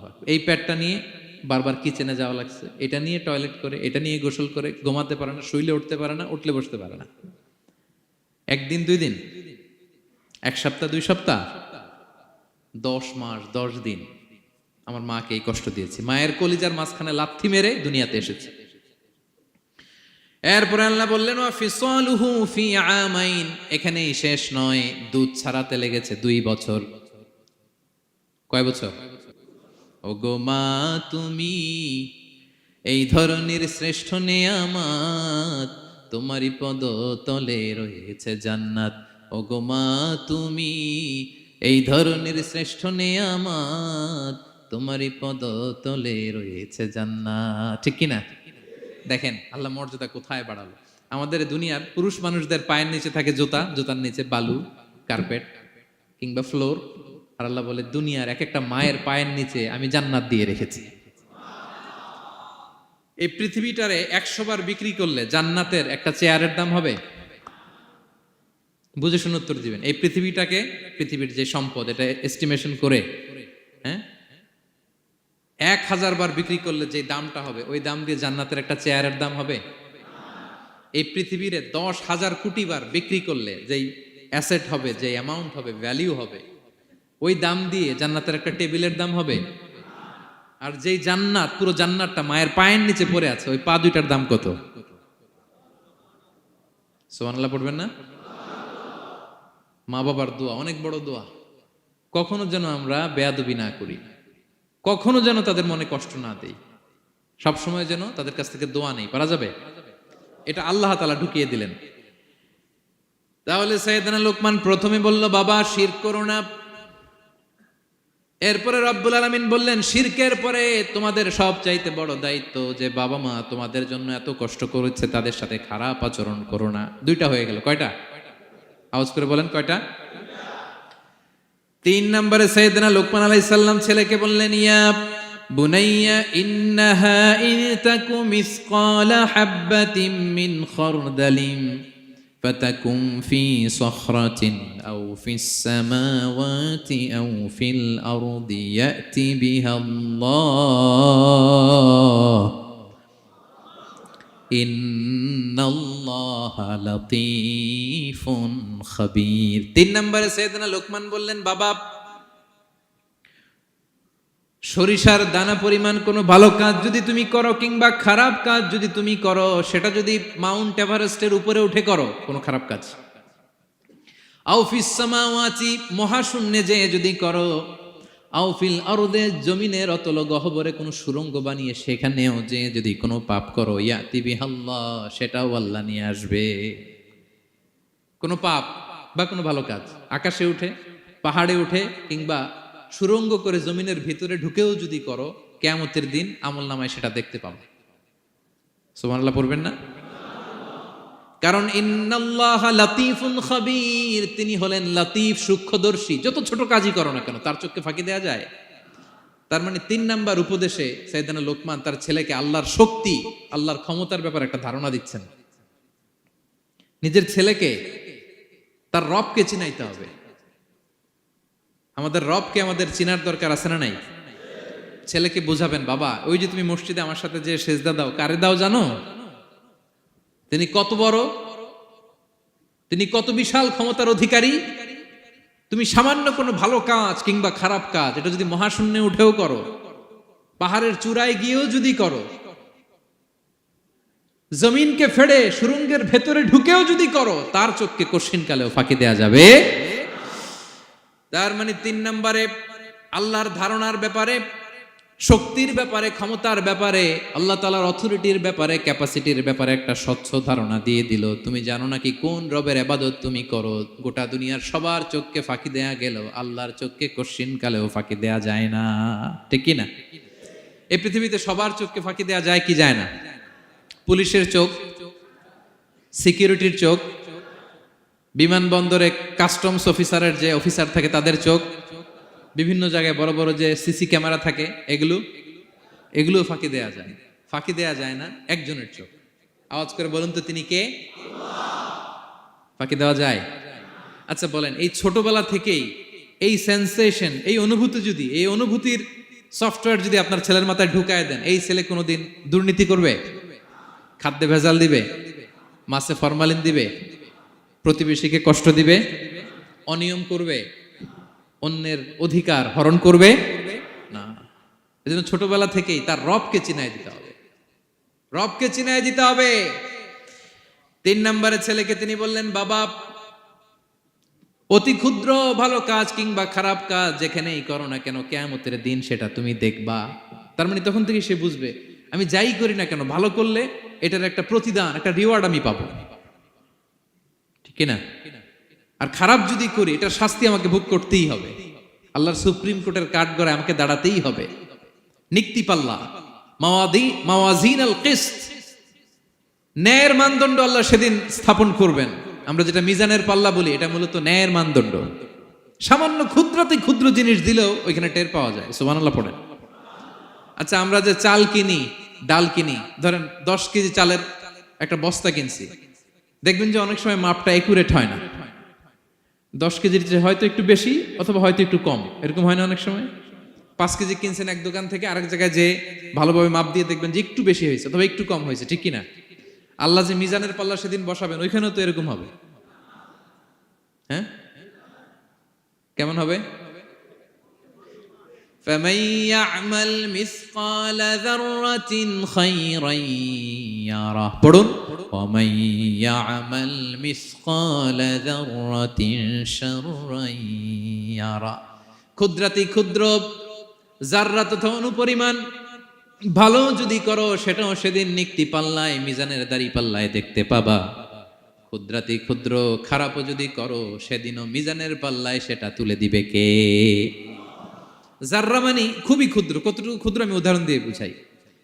শীতের সকালে টিনের ঘরে যারা কোনোদিন থেকেছেন, এখানে তো শীত নাই, মালয়েশিয়াতে সারা বছর গরম। শীতের সিজনের কথা মনে আছে তো আপনাদের? না মালয়েশিয়ায় থাইকা সব ভুলে গেছেন? শীতকাল শীতকাল মনে আছে? হ্যাঁ, শীতের সকালে টিনের ঘরে যদি কখনো থাকেন, দেখবেন যে যে টিনের ঘরে ছিদ্র থাকে, ওই ছিদ্র দিয়ে সূর্যের আলো ঢুকে, রশ্মি। মনে পড়ছে? শীতের সকাল, টিনের ছিদ্র দিয়ে দেখবেন চিকন একটা সূর্যের রশ্মি ঢুকছে। ওটার কাছে গেলে দেখা যায় সামান্য ধুলাবালি, কেমন যেন ডাস্ট উড়ে এটার মধ্যে। অন্যদিকে কিন্তু দেখা যায় না, এদিকে নাই, কিন্তু ওই ছিদ্রটার কাছে গেলে দেখা যায় আলো যেদিক থেকে পড়ছে নিচ পর্যন্ত পুরোটার মধ্যে ধুলিকণা। আসলে ধুলিকণা কি শুধু এদিকেই না, পুরা ঘরেই? পুরা ঘরেই আছে। ওইদিকে আলো পড়ছে, ওইটা দেখা যায়। ওই যে ছোট্ট সূর্য রশ্মির মধ্যে কাছে গেলে যে ছোট্ট ছোট্ট ধুলিকণা দেখা যায়, ওইটার নাম হচ্ছে যাররা। যাররা, ফামান ইয়ামাল মিসকালা যাররাতিন খাইরান ইয়ারা। এই ধুলিকণার ডাস্টের যাররা পরিমাণ ভালো করলে সেটাও দেখতে পাবা, আবার যাররা পরিমাণ খারাপ করলে সেদিন কিয়ামতের ময়দানে মিজানের পাল্লায় সেটাও দেখতে পাবা। পড়েন সুবহানাল্লাহ। তার মানে 3 নম্বরে ছেলেকে আল্লাহর শক্তি আর সম্ভাবনা সম্পর্কে সতর্ক করলেন, জানান দিয়ে বললেন, বাবা যেটাই করো না কেন, সবার চোখকে ফাঁকি দেওয়া যায় না, একজনের চোখ, তিনি কে? কয়টা গেল উপদেশ? সবাই বলুন তো কয়টা? 3টা। 4 নম্বরে লোকমান আলাইহিস সালাম বললেন, ইয়া বুনাইয়া আকিমিস সালাহ। ও আমার সন্তান, 4 নম্বরে উপদেশ হলো তোমাকে নামাজ কায়েম করতে হবে। নামাজ, সবার আগে নামাজ। কাজকে বলে দাও আমার নামাজ আছে, নামাজকে বলো না কাজ আছে, ঠিক কি না? সালাত কায়েম করো, সালাতে কায়েম করো, হবে জান্নাতি তুমি, হবে জান্নাতি তুমি। দিবে কাল হাসরে শীতল ছায়া আরশে আজিম, রব্বিয়াল আলা রব্বিয়াল আযীম, রব্বিয়াল আলা রব্বিয়াল আযীম। সুবহানাল্লাহ পড়েন। 4 নম্বরে আকিমিস সালাহ। ও আমার কলেজার টুকরা সন্তান, নামাজ কায়েম করো। নামাজ, নামাজ কিয়ামতের ময়দানে সর্বপ্রথম যে জিনিসটার হিসেব আল্লাহ চাইবেন, ওটা কি? সবাই বলেন একসাথে, সেটা কি? বিশ্বনবী ইন্তেকালের আগে বললেন, আস-সালাত আস-সালাত ওয়া মা মালাকাত আইমানুকুম। ও আমার উম্মতেরা, নামাজ, নামাজ। বিশ্বনবীর রূহ বের হয়ে যাবে, মালাকুল মাউত চলে আসলো, এখনই রূহ মুবারক কবজ করে নিয়ে যাবে। অন্তিম মুহূর্তে গোটা উম্মার জন্য বিশ্বনবী যে মেসেজটা ড্রপ দিয়ে গেলেন, সেটার নাম হলো নামাজ। সালাত আস-সালাত। উম্মতেরা, নামাজ নষ্ট করো না, নামাজ নষ্ট করো না। আউয়ালু মা ইউহাসাবু বিহিল আবদু ইয়াউমাল কিয়ামাতি আস-সালাহ। কিয়ামতের ময়দানে সর্বপ্রথম আল্লাহ যে জিনিসটার হিসাব চাইবেন, সেটা কি? ফাইন সলুহাত সলুহা সাইরু আমালি। এটা যদি ঠিক হয়ে যায়, পুরো আমলনামা ঠিক হয়ে যাবে। ওয়া ইন ফাসাদাত ফাসাদা সাইরু আমালি। নামাজের হিসাব দিতে যেয়ে যদি আপনার গন্ডগোল লেগে যায়, আপনার পুরো আমলনামাটারে গন্ডগোল করে দিবে কে? এজন্য সবার আগে সালাত। ছেলেকে বোঝাবেন, বাবা নামাজ কায়েম করো। তার মানে একা একা পড়ো না, জামাতে পড়ো। নামাজ পড়া আর কায়েম করায় পার্থক্য আছে। একা একা পড়া যায়, কিন্তু একা একা কায়েম করা যায়? বলেন। তার মানে বাবা একা একা নামাজ পড়ো না, জামাতে পড়ো। বিকেল বেলায় তোমার বন্ধুকে নিয়ে খেলার মাঠে যখন ক্রিকেট খেলতে খেলতে মাগরিবের সময় হয়ে যায়, একা একাই মসজিদে যাবা না, তোমার বন্ধুরেও নিয়ে যাবা। একা একা জান্নাতে গেলে মজা আছে, সবাই মিলে একসাথে গেলে কেমন হয়? হ্যাঁ, সবাই মিলে একসাথে জান্নাতে যাওয়া লাগবে না? তার মানে ছেলেরে বুঝালেন বাবা একা একা নয়, সবাইকে নিয়ে নামাজ পড়ো বাপ, জামাতে পড়ো বাপ, গোটা সমাজটারে মুসল্লি সমাজ বানাবা। এটার নাম হচ্ছে ইকামাতুস সালাহ। ছেলেকে বললেন আকিমিস সালাহ, ও আমার কলিজার টুকরা বাজান, নামাজ কায়েম করো। বিষ্ণু ঈসা ইসলাম বললেন মুরু সুবিয়ানাকুম বিসসালাতি ওয়া হুম আবনাউ সাবউ সিনিন, তোমাদের ছেলে মেয়েদের বয়স যখন 7 হয় তখন থেকে নামাজের আদেশ করো। ওয়াদরিবুহুম আলাইহা, আর তাদেরকে শাসন করো। ওয়াদরিবুর অনেক অর্থ হতে পারে, শাসন করো, একটু রূঢ় আচরণ করো, প্রয়োজনে মৃদু প্রহার করো। যখন তাদের বয়স হয়ে যায় 10, বয়স হয়ে যায় 10 কিংবা তার উপরে, আমাদের ছেলে মেয়ে আছে বয়স, দেখি কয়জন আছে দিকে 10 বছরের। হ্যাঁ দেখছেন, কঠোর হইতে হবে আপনাদের যদি নামাজ না পড়ে, হাত নামান। 7 পর্যন্ত নিয়ে যাবেন সাথে করে। বয়স যখন 7 হয়, বারবার যখন সালাতের কথা বলবেন, সাথে করে নিয়ে দাঁড়াবেন। জুমার দিন মসজিদে নিয়ে যাবেন, মাঝে মাঝে নামাজে নিয়ে যাবেন। 7, 8, 9 এই 3 বছরের ট্রেনিং এ 10 বছর তো এমনি পাক্কা নামাজে হয়ে যাবে, ঠিক কিনা? নাকি বলবেন হুজুর আমি তো পড়ি না, আমারই তো খবর নাই। হ্যাঁ, ছেলেরা যে বলবো বাবা নামাজ কায়েম কর, এর আগে কিন্তু নিজের মুসল্লি হইতে হবে। এটা বুঝতে পারতেছেন তো? হ্যাঁ, ছেলেকে বলতে হইলে আগে নিজের মুসল্লি হইতে হবে। নামাজের ব্যাপারে নো কনসিডারেশন, কোনো ছাড় নাই। সালাত আপনাকে পড়তেই হবে যে কোনো পরিস্থিতিতে। এজন্য 7 বছর বয়স থেকে বিশ্বনবী ওয়ার্নিং দিতে বলেছেন। 10 বছর বয়স হলে প্রয়োজনে রূঢ় আচরণ করো, শাসন করো, প্রয়োজনে মৃদু প্রহার করো। খবরদার, খবরদার। একসাথে মাঝে মাঝে নিজেরাও ঘরে পড়বেন। মসজিদে তো যাবেনই, বাইরে বৃষ্টি, যেতে পারছেন না, নিজেই ইমাম হয়ে দাঁড়ায় যান। আপনার ছেলে 2 জন আপনার পিছনে দাঁড়াবে, আপনার স্ত্রী আর মেয়েরা তার পরের কাতারে দাঁড়াবে। হ্যাঁ, নারী পুরুষ একই কাতারে দাঁড়াতে পারে না। অথবা আপনার ছেলেটার ইমাম বানায় দেন, ও নামাজ পড়াইতেছে, আপনারা পড়তেছেন, ভালো লাগবে না? A family that praise together stays together, ইংরেজিতে একটা কথা বলে, a family that praise together stays together. যে ফ্যামিলি একসাথে নামাজ পড়ে, এই ফ্যামিলি একসাথে টিকে থাকে শান্তিতে অনেক দিন, ঠিক কিনা? এজন্য ঘরে মাঝে মাঝে জামাতে নামাজ পড়বেন, ঘরটারে বরকত দিয়ে পূর্ণ করে দিবে কে? এজন্য সাইয়েদনা লোকমান বললেন আকিমিস সালাহ, আমার কলিজার টুকরা সন্তান, নামাজ, নামাজ নষ্ট করো না, নামাজ নষ্ট করো না। অনেক ফ্যামিলি আছে, অনেক ফ্যামিলি নিজেও নামাজি, ছেলে মেয়েদেরকেও নামাজের কথা বলে, পড়ায়। জোহর পড়তে দেয়, আসর পড়তে দেয়, মাগরিব পড়তে দেয়, এশা পড়তে দেয়, ফজর পড়তে দেয় না। ফজর নিয়ে টেনশন নাই, কেন? বলতেছে ঘুমায় হুজুর। কি করে? আমার কলিজার টুকরা সন্তান ঘুমায় হুজুর। কাঁচা ঘুম কেমনে ভাঙাই? আচ্ছা, ফজরের সময় যদি আপনাদের কন্ডোমিনিয়ামে আগুন লাগে কি করবেন? ফজরের সময় লাগছে আগুন, আরেকটু ঘুমাক, কাঁচা ঘুম। হ্যাঁ বলবেন, বলবেন, কথা বুঝে নাই বোধহয়। যে বাবা মারা মনে করে সকালে কিভাবে ডাকি, উঠতে চায় না হুজুর, কাঁচা ঘুম, কষ্ট হয়ে যায়। ফজরের সময় যদি আগুন লেগে যায় আপনার ঘরে কি করবেন? আরেকটু ঘুমাক, কাঁচা ঘুম। দুনিয়ার আগুন থেকে নিজের সন্তানকে বাঁচানোর জন্য যেমনি ডেকে উঠান, দুনিয়ার আগুন থেকে রক্ষা করার জন্য যেমনি ডাকেন, উঠায় নিয়ে আসেন, জাহান্নামের কঠিন আগুন থেকে বাঁচানোর জন্য ফজরের সময়ও ডাকার দরকার আছে না নাই? দুনিয়ার আগুনের চেয়ে কমপক্ষে 70 গুণ বেশি তেজওয়ালা। হ্যাঁ, বিষ্ণু বলেন নারুকুম তুকিদুন, যে আগুন দিয়ে কিচেনে রান্না করো, জাহান্নামের আগুন কিন্তু এই আগুন নয়। জাহান্নামের আগুন দুনিয়ার আগুনের চাইতে কমপক্ষে 70 গুণ বেশি তেজওয়ালা। তাহলে ফজরের সময় ডাকবেন তো ছেলে মেয়েকে? হ্যাঁ, নিজেও পড়বেন, ছেলে মেয়েদেরকেও ডাকবেন। আকিমিস সালাহ। 4 নম্বরে বললেন বাবা নামাজ কায়েম করো, নামাজ, নামাজ ছেড়ে দিও না। 5 নম্বরে বললেন ওয়া'মুর বিল মা'রুফ, ভালো কাজের আদেশ করো। 6 নম্বরে বললেন ওয়ানহা আনিল মুনকার, খারাপ কাজ থেকে নিষেধ করো।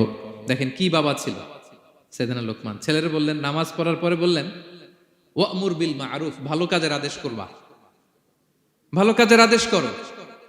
ওয়ানহা আনিল মুনকার, মন্দ কাজ থেকে নিষেধ করো।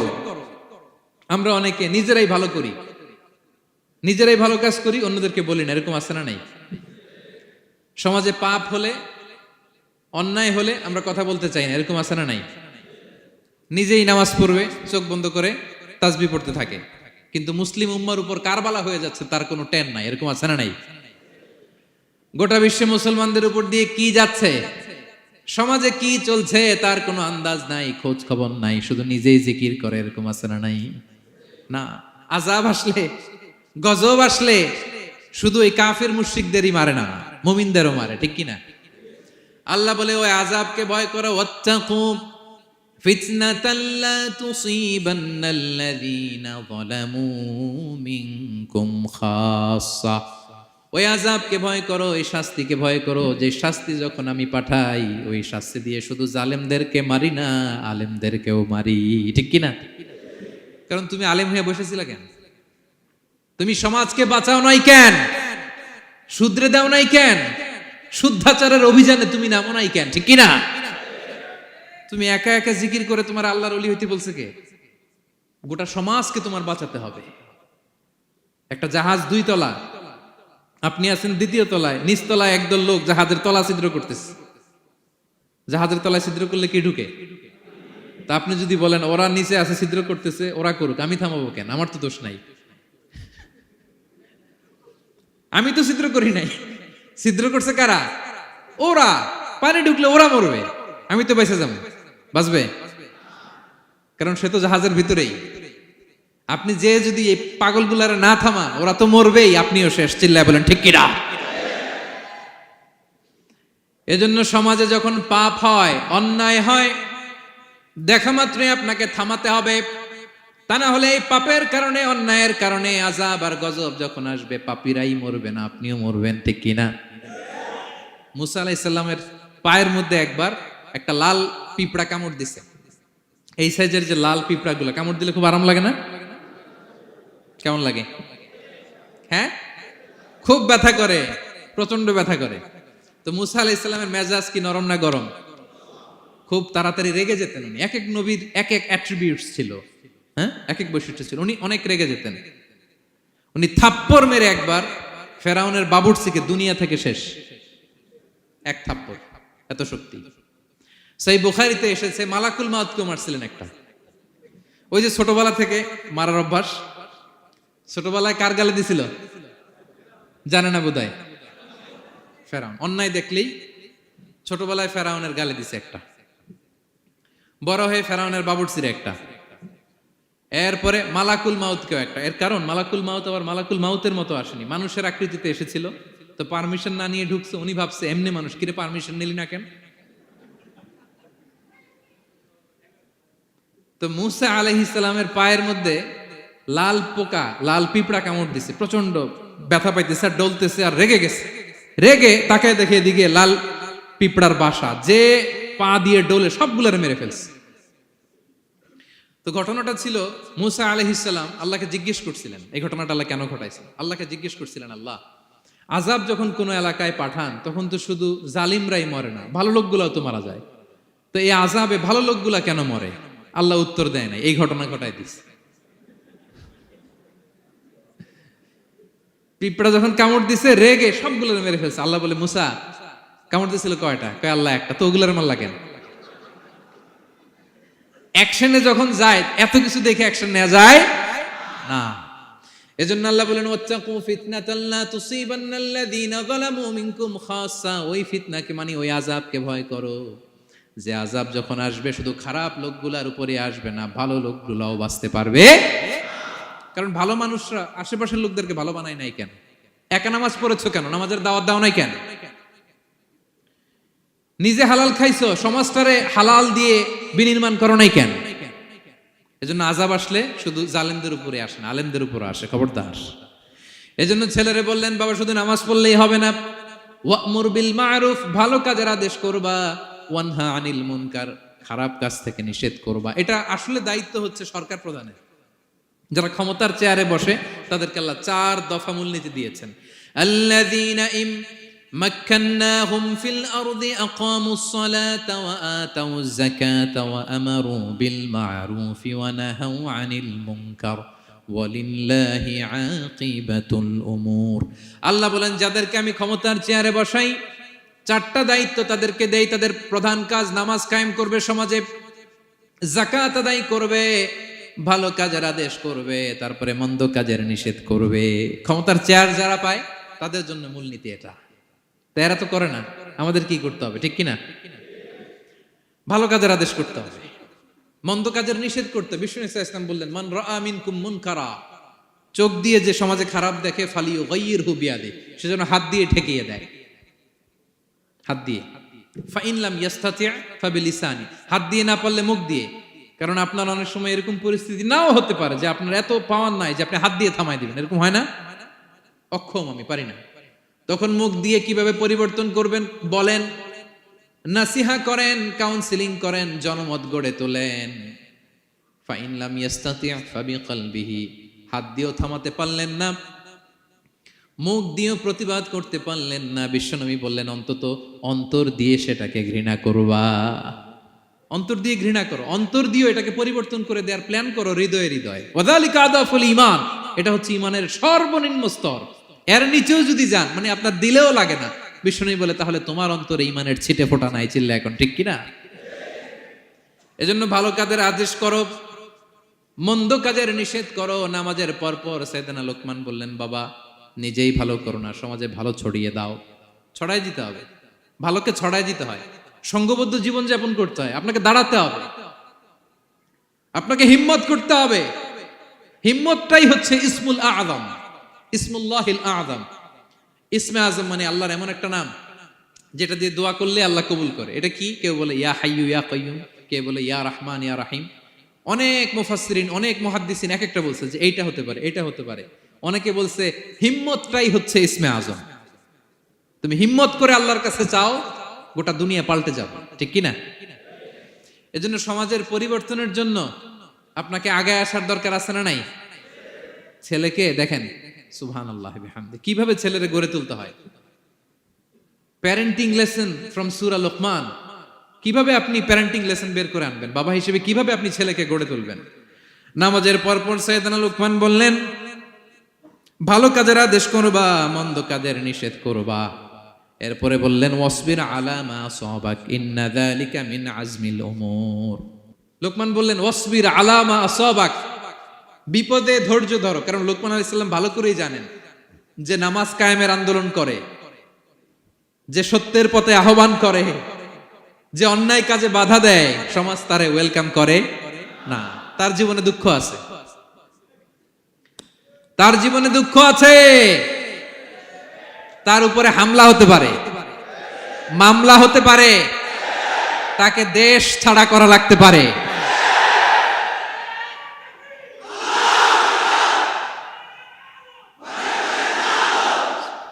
ওয়াসবির আলা মা আসাবাক, বাবা খুব ভালো করেই জানে বিপদ নেমে আসতে পারে।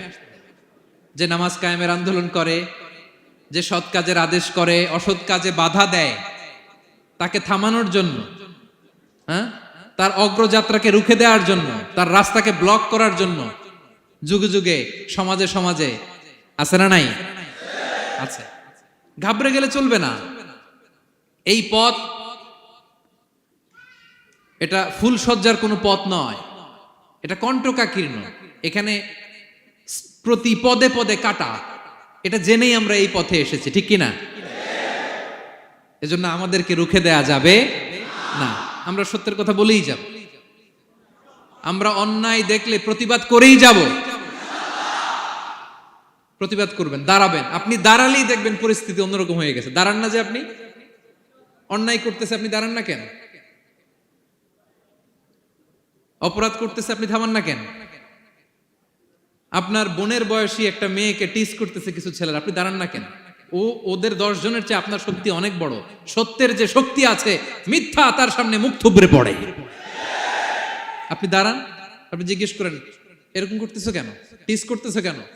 আপনি ওখানে জনমত গড়বেন, আপনি দাঁড়ালে আরো 10 জন দাঁড়াবে, ঠিক কিনা? দাঁড়াতে আপনাকে হবে, সাহস করে দাঁড়াতে হবে।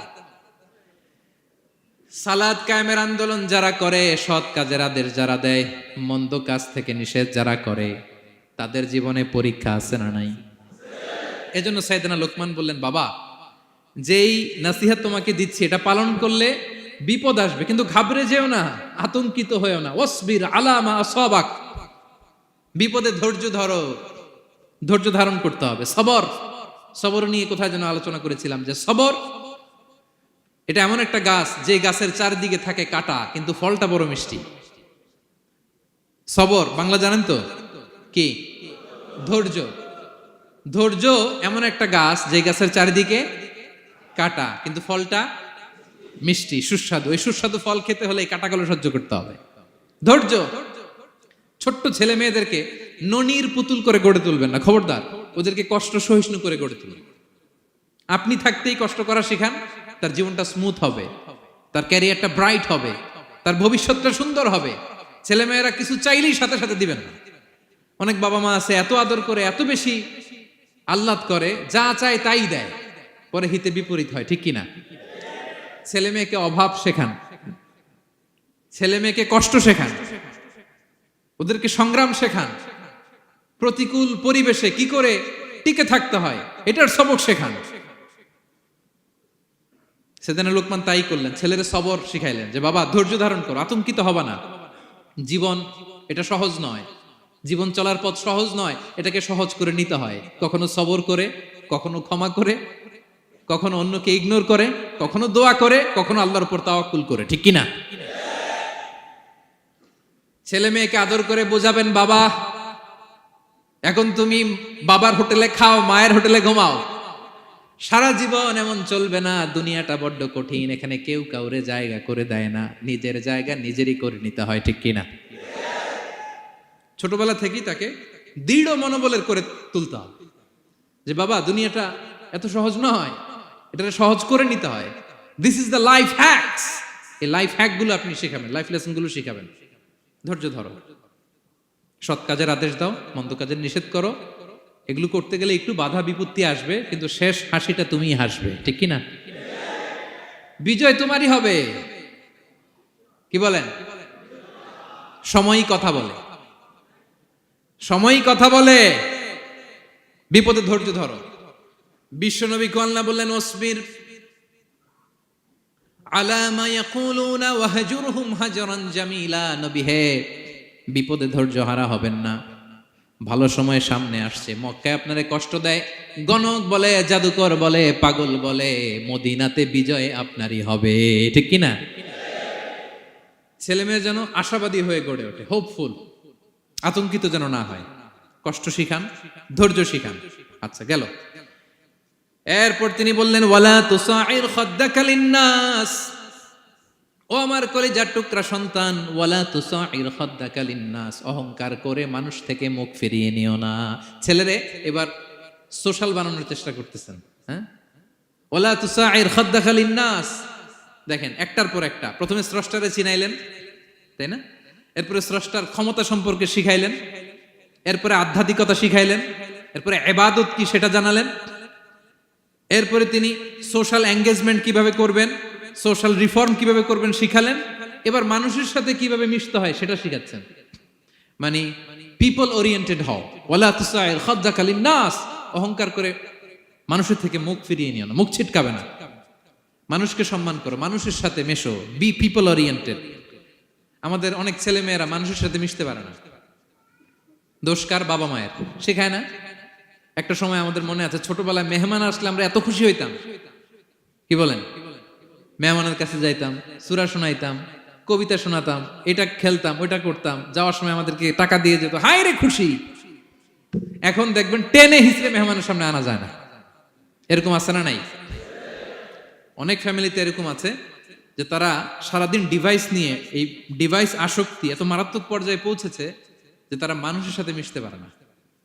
এই পাবলিক ওরিয়েন্টেশনটা অনেকের নাই, পিপল ওরিয়েন্টেশন নাই।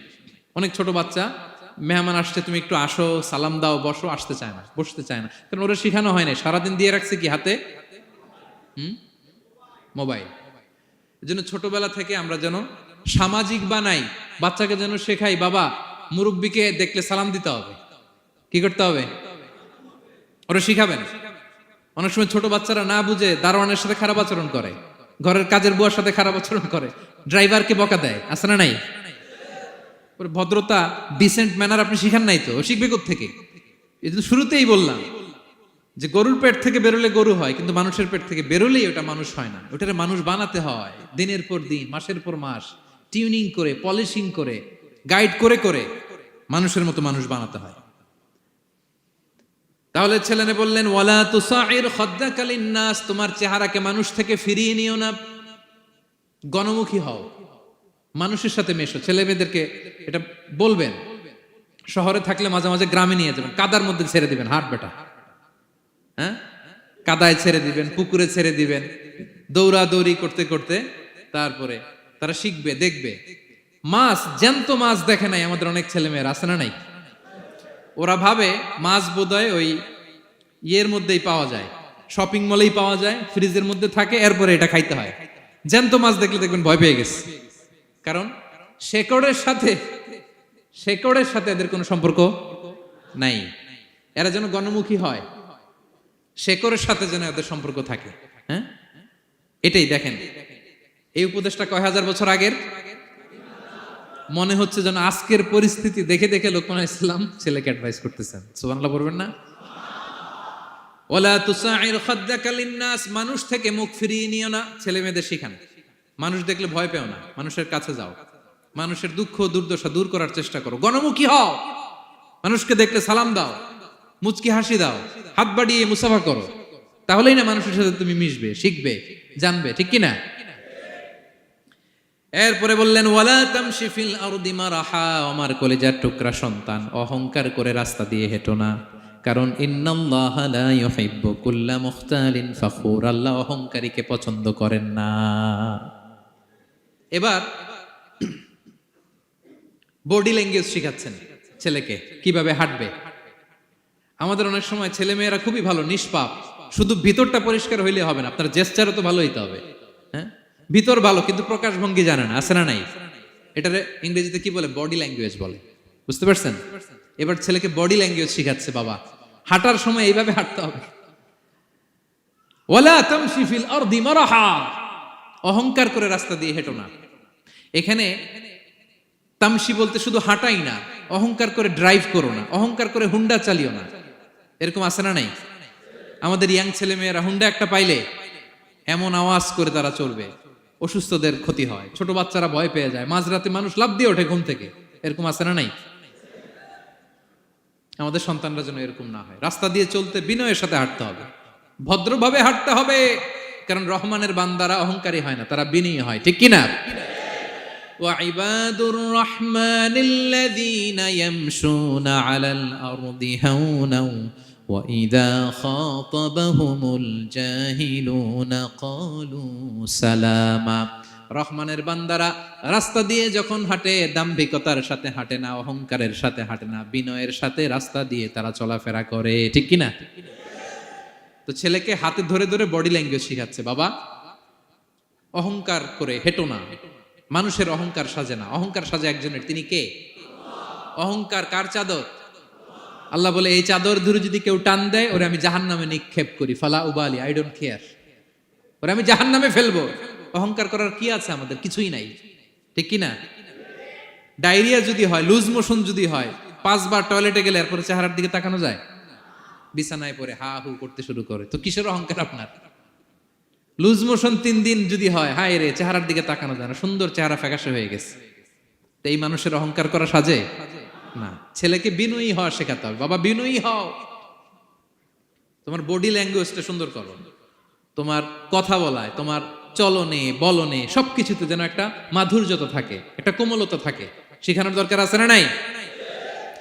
সব শেষে সাইয়েদনা লোকমান ছেলেকে বললেন, وَاقْصِدْ فِي مَشْيِكَ وَاغْضُضْ مِنْ صَوْتِكَ إِنَّ أَنْكَرَ الْأَصْوَاتِ لَصَوْتُ الْحَمِيرِ وَاقْصِدْ فِي مَشْيِكَ وَاغْضُضْ مِنْ صَوْتِكَ।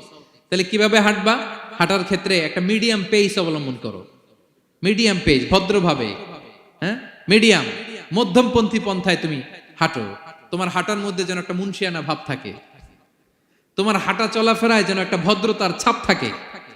এটা তো হাতে ধরে ধরে শিখাইতে হবে, নাহলে শিখবে না তো, বুঝবে না তো সে। ওয়াগদুদ মিন সাউতিক, কণ্ঠটাকে মোলায়েম করো। ইন্না আনকারাল আসওয়াতি লাসাউতুল হামির, কর্কশ গলায় কথা বলো না। আমাদের অনেক ছেলেমেয়েরা অনেক শাউট করে, আছে না নাই? কেউ কি শাউটিং পারসনকে পছন্দ করে? আমরা লাইক করি?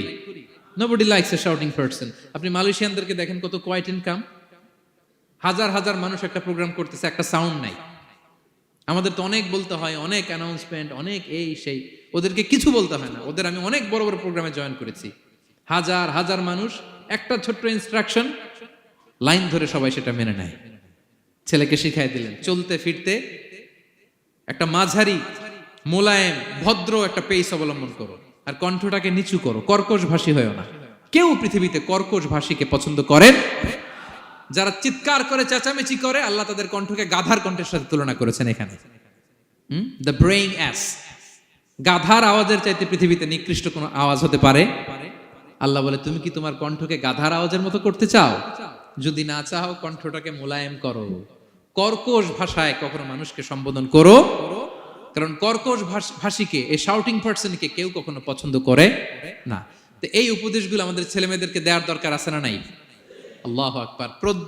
প্রজ্ঞায় সুসজ্জিত এই উপদেশ মালাগুলো সে 3000 বছর আগে যেমনি প্রাসঙ্গিক ছিল, এখনো তেমনি প্রাসঙ্গিক। এই উপদেশগুলো আমরা ছেলে মেয়েদেরকে দিতে পারবো তো? এই 10টা উপদেশ মালা বুঝতে পারছেন আপনারা? সবাই বুঝতে পারছেন? মনে থাকবে? খেয়াল থাকবে? আমি 1 মিনিটে একটু রিভাইজ করি। কি কি উপদেশ দিলেন? প্রথমেই শুকরিয়ার কথা আল্লাহ নিজে বলেছেন, শুকরিয়া করো। আমরা যেন যে কোনো পরিস্থিতিতে শুকরিয়া করি, করলেই নিয়ামত বাড়াই দিবে কে? এরপর সাইয়েদনা লোকমান ছেলেকে সর্বপ্রথম যে উপদেশটা দিলেন সেটা হলো, বাবা কি করো না? সবাই বলুন, কি করো না? কারণ শিরক হচ্ছে সবচাইতে বড় পাপ। আল্লাহ সব মাফ করে, শিরকের গুনাহ তিনি মাফ করে। এরপর আল্লাহ তাআলা নিজ থেকে আরেকটা উপদেশ ঢুকাই দিলেন, সেটা হচ্ছে কার সাথে ভালো আচরণ করো? মা বাবার সাথে। মা বাবা যদি বদদোয়া দেয়, আপনার জীবনে কখনো উন্নতি আসবে? এরপরে তিনি ছেলেকে বললেন, বাবা আল্লাহ তাআলা এমন ক্ষমতার অধিকারী, যেখানেই যে পাপ করো, ভালো কাজ করো, সবার চোখকে ফাঁকি দেয়া গেল, আল্লাহর চোখকে ফাঁকি দেয়া যায়? আল্লাহর শক্তি ক্ষমতার ব্যাপারে সতর্ক করলেন। এরপরে তিনি ছেলেকে বললেন, নামাজ কায়েম করো, নিজেও পড়ো, সমাজের সবাইকে নিয়ে পড়ো। এরপরে তিনি ছেলেকে বললেন, বাবা ভালো কাজের আদেশ দাও, মন্দ কাজের নিষেধ করো, মন্দ কাজ থামিয়ে দাও। তারপর বললেন, বাবা বিপদে ধৈর্য ধরো। এরপরে বললেন, গণমানুষের সাথে মেশো, পিপল ওরিয়েন্টেড হও। এরপর ছেলের বডি ল্যাঙ্গুয়েজ ঠিক করে দিলেন। মনে আছে তো আপনাদের? অহংকার বশত হেঁটো না, চিৎকার করে কথা বলো না। সবশেষে ওরাল কমিউনিকেশন কিভাবে করবে, শাউটিং না হয়ে মোলায়েম কণ্ঠে মানুষের সাথে যেন ভদ্রচিত ভাবে কথা বলতে পারে, এই উপদেশ মালাগুলো দিলেন। আমরা যারা বাবা হয়েছি, আমরাও যেন আমাদের কলিজার টুকরা সোনামণি সন্তানদেরকে এই উপদেশগুলো দেই। মনে থাকবে? সূরা লুকমানের 12 থেকে 19 নম্বর আয়াতে আল্লাহ তাআলা এই উপদেশগুলো তুলে ধরেছেন। আল্লাহ তাআলা আমাদের সবাইকে কথাগুলো বোঝার ও আমল করার তৌফিক দান করুক। আমরা পড়ি আমিন। আমরা যেন নেককার সন্তান লাভে ধন্য হতে পারি, আল্লাহ তৌফিক দান করুন। আমরা পড়ি আমিন। আমরাও যেন সাইয়েদনা লোকমানের মতো এই উপদেশ মালাগুলো আমাদের ছেলে মেয়েদেরকে দিতে পারি, আল্লাহ তুমি তৌফিক দান করো। আমরা পড়ি আমিন।